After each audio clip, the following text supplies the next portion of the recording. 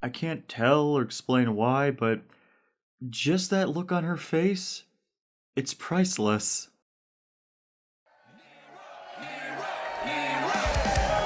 Feature films and shows, are they good or do they blow? We're gonna find out today. Re-examination, reassessment, retrospective, re-evaluation, and recapitulation.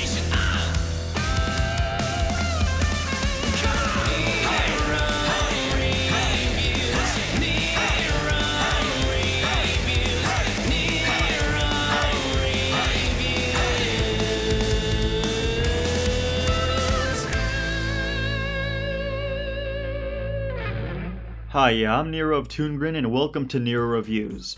So, we got the LEGO Movie 2, the second part, dropping into theaters, so it's time to reflect on the original from 2014, where Phil Lord and Chris Miller introduced an amazing concept where you can actually make what is essentially an overglorified commercial,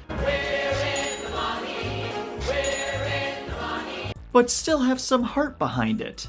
It doesn't need to be a cynical cash grab like pretty much every Transformer movie, save maybe Bumblebee, which had a bit of heart behind it, or the miserable splurge of animated to live action adaptations like James Gunn's Scooby-Doo, or Adam Sandler's Pixels, or Disney's live action Alice in Wonderland, or Disney's live action Alice in Wonderland Through the Looking Glass, or Disney's live action Beauty and the Beast, or Disney's live action Jungle Book, or Disney's live action Dumbo, or Disney's live action, not live action Lion King, which is an animated movie, but they're using the live saying it's live action, when in actuality it's not live action. It's all still being animated, but it's just being animated through a computer instead of being hand-drawn or painted cells. Therefore, it's not live action, it's still animated, but it looks vaguely photographically realistic. You know, there is a lot of cynicism right now just eking out of the House of Mouse. Can you believe it took them only 6 years to get to Frozen 2? I really would have thought they would have spun that around out in maybe 1 or 2 years tops. Mouse is slipping in his old age, I say. I mean, he is pushing 90. Let's be fair. Mickey's getting on. Ugh.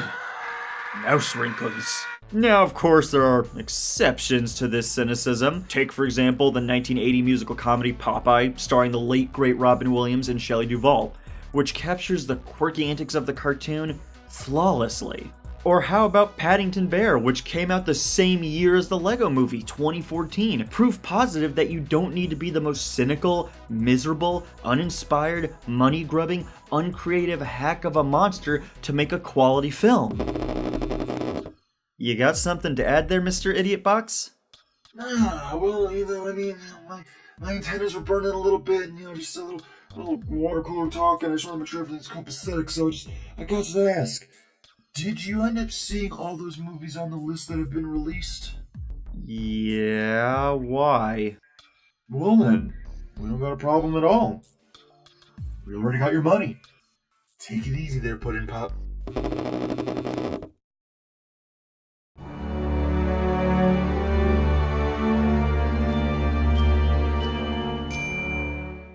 To a lot of people, the LEGO Movie is a perfect film, and I can see the appeal, and I do think there is a great amount of brilliance to it. It starts off as an awesome, simple hero's journey with fun character personalities, and has a great degree of meta-humor. I mean, it's not like a big, gigantic ship is just gonna come out of nowhere and save us, my gosh! What do you think? A spaceship is just gonna appear out of the blue? Are you kidding me? The same bit? Now, spoilers ahead for this 5-year-old movie, but if you don't put that kind of warning ahead of time, people tend to freak out.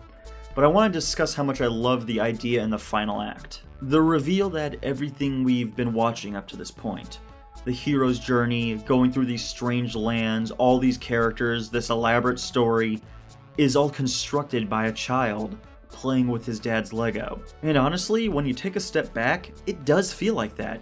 The strange lands are made up of mixed sets, the inclusion of different characters from franchises like Star Wars, the fact that a kid would go above and beyond to find an opportunity to put Batman on a team.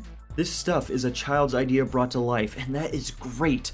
The theme of a child's free-thinking optimism versus the concept of an adult's narrow-minded cynicism makes for a good thematic for this kind of movie. It's beautiful that at its core, the movie is saying that there is no wrong way to play with Lego. You can follow the instructions and make what hard-working designers have laid before you, and that's cool. I've done that myself with the Lego set based on my favorite DC character, Lobo.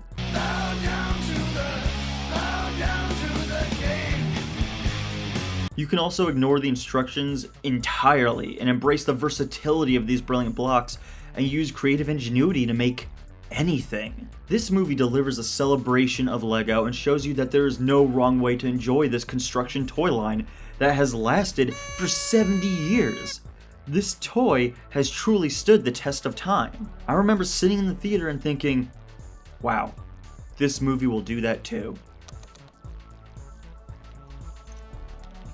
I hate it. Look, I know this is a nitpick, and with that said, I'd like to welcome you to the new segment called Nitpickers, where the whole premise is built on the foundation of halfway constructively complaining about something. Today on Nitpickers, why the Lego movie's ending sucks. Look, for those of us who saw the movie, we all know that Emmett moving around in the third act is a very small, minute, inconsequential thing. That said, I hate it. What's weird is once you add in the other movies like Ninjago and Batman, they exist in their own closed universes, free from the idea of an omnipresent man upstairs, free from the concept that they are toys that we are playing with and coming up with ideas with our own imaginations.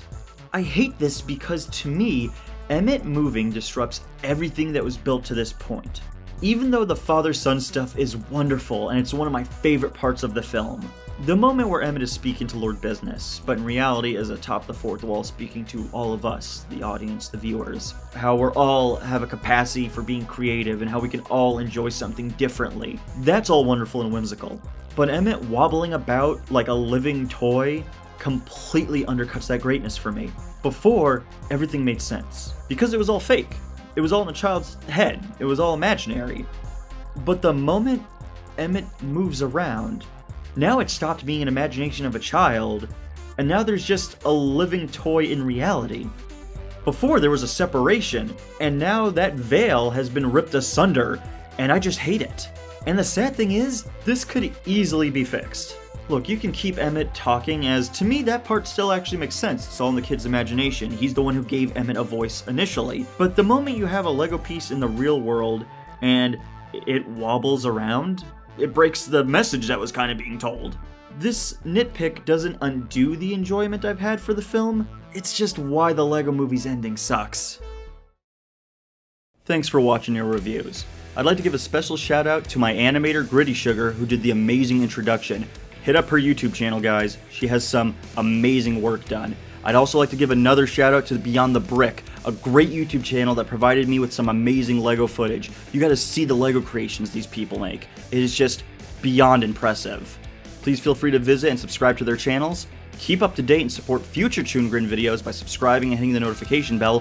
Follow us on social, Patreon, and our official website, ToonGrin.com. Links are in the description below. And as always, be sure to tune in to ToonGrin.